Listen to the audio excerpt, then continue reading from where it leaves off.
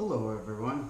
I know it's been a while since I made a video, but I figured I'd start. And last I left you off was with I was going to start painting lures, and I kind of wanted to just get a grasp on what I was doing, so that I was actually making lures instead of just painting a bunch of stuff and it not coming out right. So I wanted to learn some techniques, and then there were a few bumps in the road here and there, and I couldn't get to videotape much. And but I have been painting. Today we are going to paint a lure, and it's going to look something like this.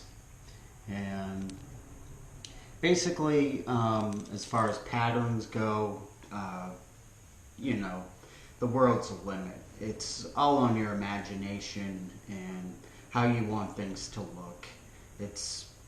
There are techniques involved with masking and everything like that, and I've learned from a lot of great artists on YouTube. They're willing to share their information, which is nice of them, so that you can create and learn as you go along. But I have been painting some lures, and I'll show you a few of what I've been doing. Some popper style lures, top waters, and they're fun. I've learned a lot about clear coating baits, that's for sure. That is a trial and error all on its own. And here's another sort of a minnow shad rapala looking one. And there again, it's a pretty easy pattern. You want to start out with something easy first. If you try to dive into something really complicated, you're going to run into a lot of trouble. When you start getting into painting stuff with a lot of different colors that are coming into it. Oh, cat hair. Yeah, they always tend to leave a little bit for you to like. But as I was saying, once you start getting into layering colors, you're going to learn techniques like painting wet on wet, which is you don't allow the paint to dry before you start your next coat. And that enhances blending, and it adds a lot of neat effects. So let's go on over to the booth, and we'll set up the camera there, and we'll start to show you a few techniques that I've learned. All right. So as you see, we're at the booth now, and I actually made this booth for a little over, I don't know, $20, and it's just basically some press board, a hot glue gun, and up here I made a little thing so I could have some light. It's basically just a box with a light bulb in it, and that gives me plenty of light. One of the things you're going to need is this is basically just a stack of paper towels that I cut in half, because you're painting, you can try to be as neat as you want, but you're going to have spills. You're going to have to clean out your cup. And as far as airbrush cleaner, what I use is basically, this is nothing more than Fantastic and water. And I got that basically a tip from another YouTuber that he sweared by it, so I figured I'd give it a try. And so far it's been working great. So what we're going to do is, this one needs a little more white on it to start the bait. You don't have to choose a white base coat. You could choose any color and lay other colors on top of it. I'm just starting this one off with white. As you see, I've got another one prepared here and two more over here. There's different materials you can use for layering. These I just picked up from Michael's, and I think I'm going to give one of these a shot today and just see what happens. It could be good, it could be bad. We're both going to find out together. Okay, so let's load up the airbrush with a little white paint. And basically I'm just using Createx, and this is just regular plain white, opaque. It's a little harder to spray, so you're going to want to keep your air pressure up. Usually I shoot around 20 psi for most colors. This I turn up to around 30, and that seems to push the paint through rather well. So we'll get a few drops in here. And once in a while you're going to hear the air compressor kick on and off, and that's just due to my laziness and not putting on Teflon tape. Okay, so here we go. And you just kind of want to use even strokes. Cover everything nicely. If you find that you're getting little blotches of paint, kind of like what happened there, what's usually ended up happening is your airbrush, the tip is maybe a little bit, has a little extra paint than it should, and so you can clean it or you can just keep going. And usually when you add a little more paint, what will happen is that will tend to spread out.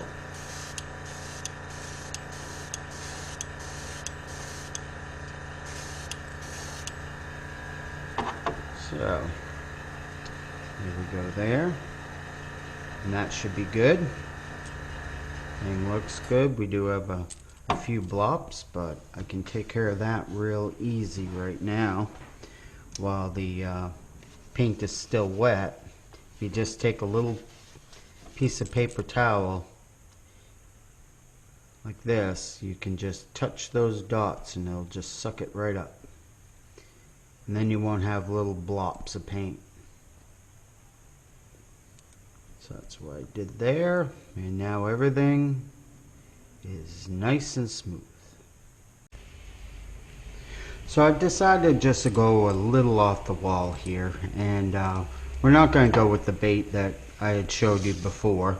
We're just going to add a bunch of colors to this. I'm going to throw a mask over it, and I'm just going to show you exactly what happens when you start combining colors and the textures that you get. So what I have loaded now is just some regular Createx bright yellow, and we're just going to put a bunch of random spots on here. So easiest way to do is just to start your airbrush out, make sure you don't have any big globs, and just kind of hit it in little sections that you want. You don't have to be too specific on it. Alright, so as you see, I just kind of put some spots all over this. Just some random places. Okay. Maybe I'll go a little darker on them.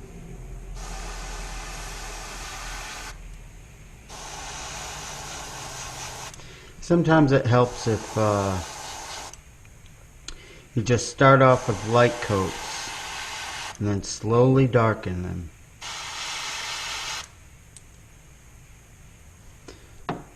Okay, so there we go there. And now we'll clean out our airbrush once again. We don't need to show you that, and we'll load up the next color. So we'll be right back.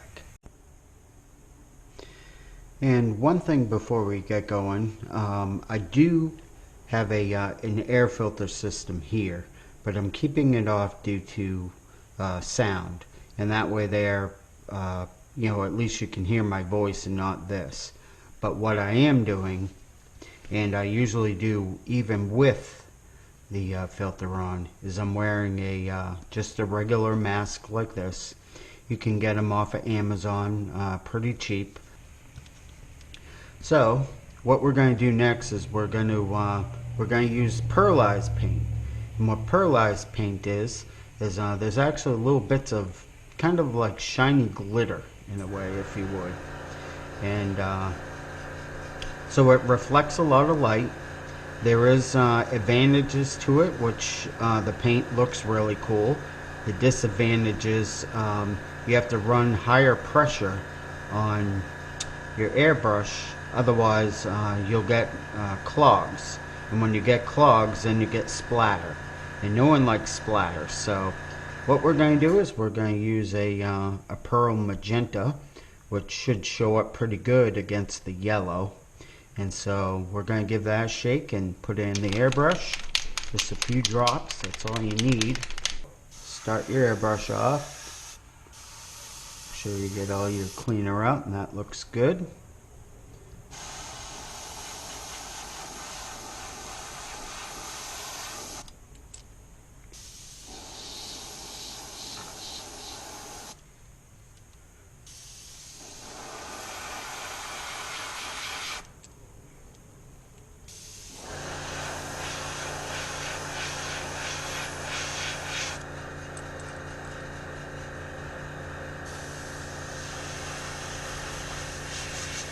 And we'll get a little on this tail here. Bring it up towards the belly.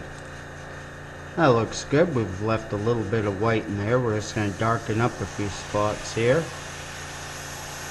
there and by the eye. By the cheek here. We'll darken that up a little. Alright. So far it kind of looks a little bit like clownish, but in the end it'll look kind of tie-dyed. So I think what we're going to do next is we're going to throw a little blue in here. Okay, so what we're going to add next is a transparent paint. And this here, it goes on very light and you can see through it to other colors in the paint. So since this lure is getting, covered with lots of paint here, this is going to allow some of these colors that are on this to shine through this transparent bait, which is good. Usually what I tend to do is I just to avoid splatter, because it's going to happen to everyone eventually, is I'll start the air off the bait and then I'll move on to the bait and slowly pull the trigger back. It's all about trigger control.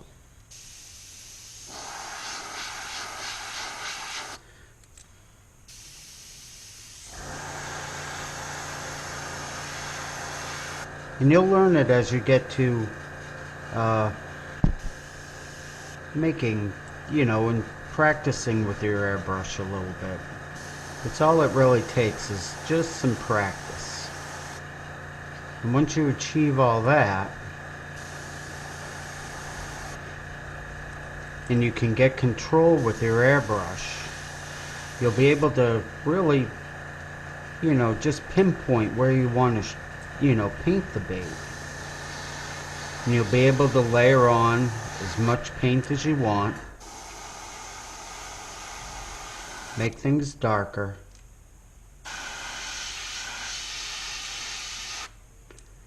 Kind of like I'm doing here. And now we're going to put on a mask. And what I mean by a mask is I bought a few, not this mask. I bought a few new things. Let me put this lure down. And this comes from Michael's. And what we're going to do is we're going to wrap the lure in this. Either this one or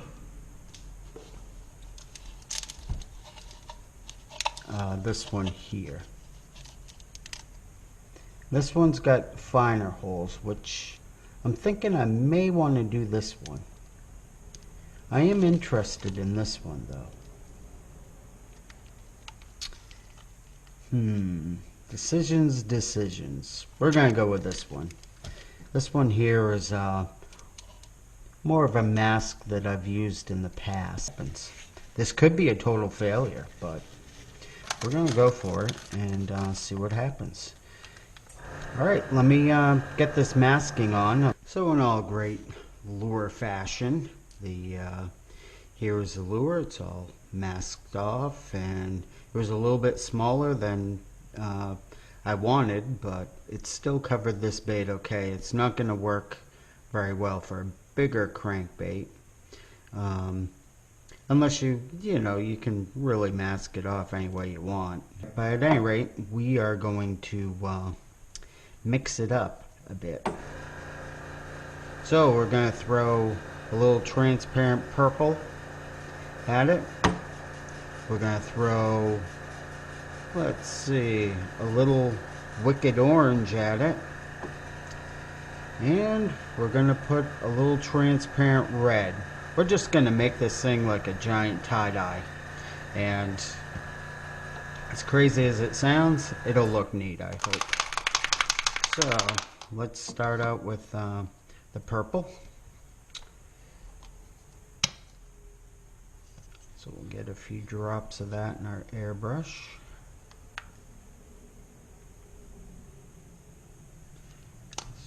Don't need very much.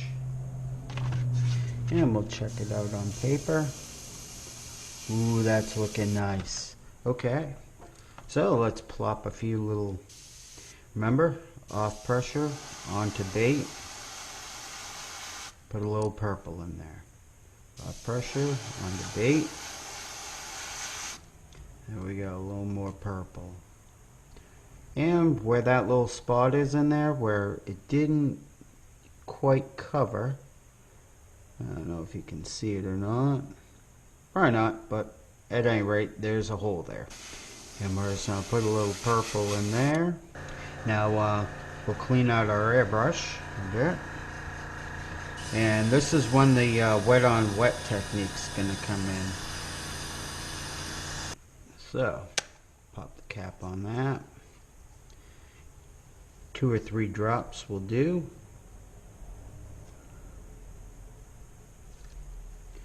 Got that in there. Do our little test shot. So it's a little bit brown. Just want to get that nice orange that we're looking for. And as you see, we're starting to get splatter. Okay, so off the bait, on the bait, a little orange, off the bait, onto the bait, add paint, a little orange. Off the bait, add a little paint to the bait. Off the bait, onto the bait, add a little paint. Off the bait, onto the bait, add a little paint. Okay, so we got a little orange on there now. So we got purples and blues and yellows, and so we have one final color to go. Okay, so we'll just flush out our airbrush here. A little stir.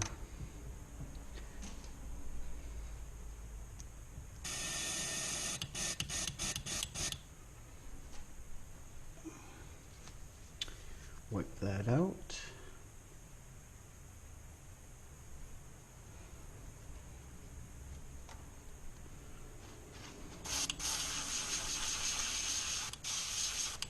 And we still got quite a bit of orange in there, but not for long.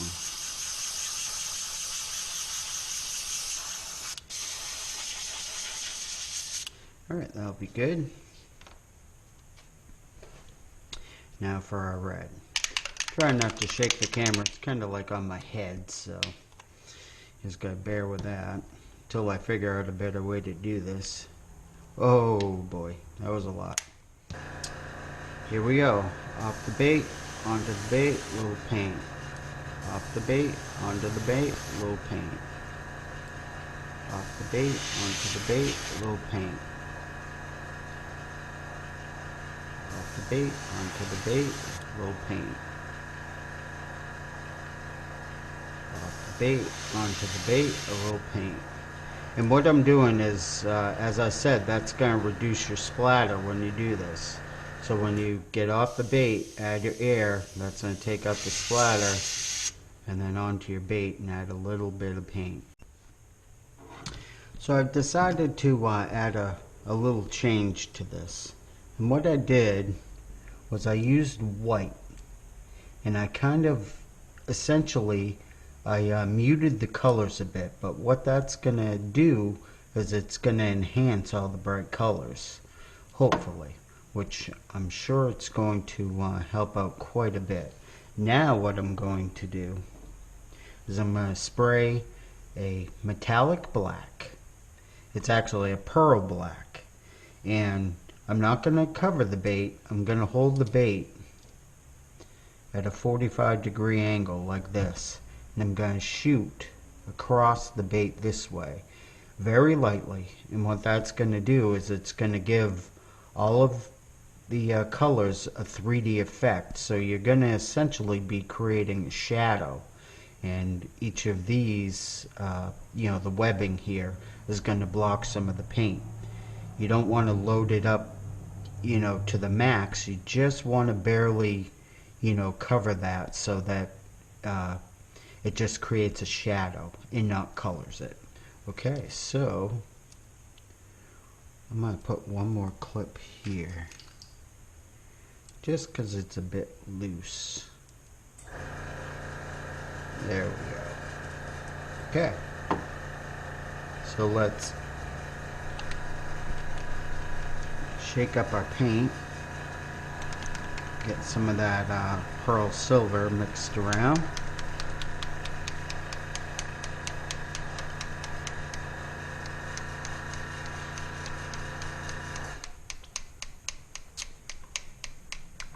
So it's all about experimentation. There's really no right way or wrong way to do this.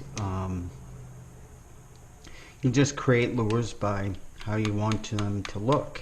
I mean, if you want to look like realistic perch, then you get yourself a picture of a perch and you just follow the colors. And depending on how you want to mask it, there's several different ways. Some people have for instance, I don't know where it is, but try to locate one. Pieces like this, and they essentially go over the bait, and when you paint them, it only paints these lines. So that would be what a perch would look like. It would have these black sort of lines in there, and you can buy these all over the internet. I'm sure you've probably seen other people use them.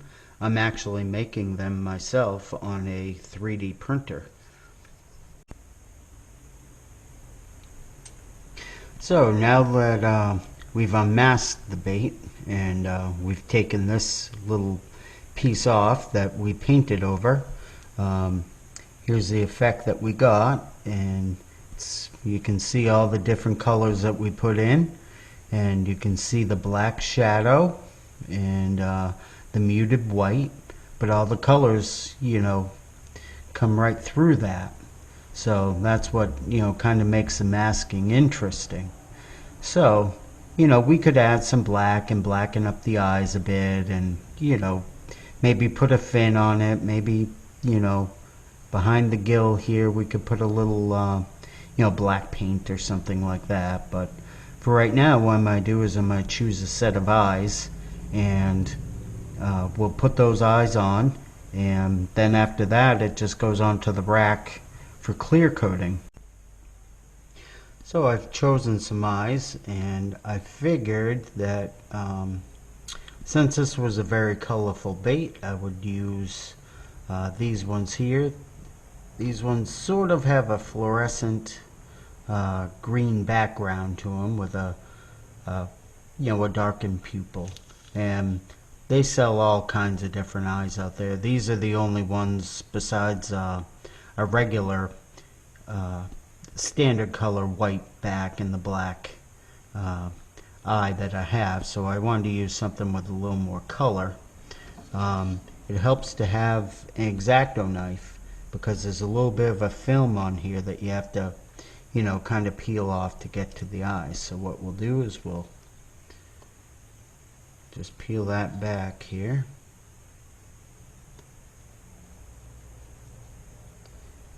And we'll pull our first eye off of here. And let's see here.